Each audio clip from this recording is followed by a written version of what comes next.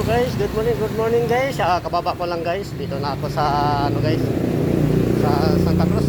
Bumaba ako dun sa may tulay. Ngayon naglalakad naman ako ulit guys. Kahapon naglalakad ako. Masarap maglakad araw-araw. Araw-araw ako maglakad guys. Pag galing ko dun sa amin, bumaba na ako dun sa may kanto, sa may tulay. Kaya maglalakad na lang ako kasi malapit na naman doon sa pinagtrabahoan ko. Kahapon, naglalakad kahapon eh. Naglalakad ako. Masarap maglakad pag umaga. Pasensya na kayo guys ha, na medyo magalaw-galaw ang ating video kasi hindi naman GoPro ang gamit natin. Cellphone lang ang ginagamit natin pag vlog. Yun ang ginagamit natin na araw-araw kasi wala pa naman tayong budget na para bumili ng GoPro. Kasi ang GoPro kasi guys, mahal kasi yon, hindi natin kaya. Mahal yan, kailangan talaga mag-ipon para lang makabili ng GoPro. Mahal yan guys kasi ang pinaka-original kasi yan na GoPro, mahal na eh, nasa mga 60,000. Sus, gusto ko, napakamahal naman yun. Yung mga mumurahin na lang na GoPro guys, kasi ang alam ko parang merong mumurahin yata ang GoPro nasa mga siguro mga baka merong yata 6,000 eh. Kaya kung merong 6,000 na GoPro guys, bibili talaga ako. Pero alam niyo guys, hindi ako makasahod sa guys, sa Facebook account or Facebook page or kaya kung ano man ang account ko o sa YouTube.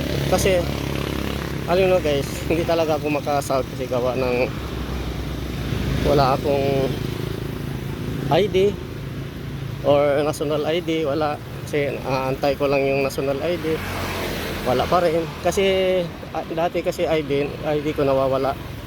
Ngayon nahirapan ako magtubos kasi wala akong birth certificate kasi kailangan kukuha ka pa ng birth certificate sa NSO o NSA. Wala eh, no permanent address ako eh.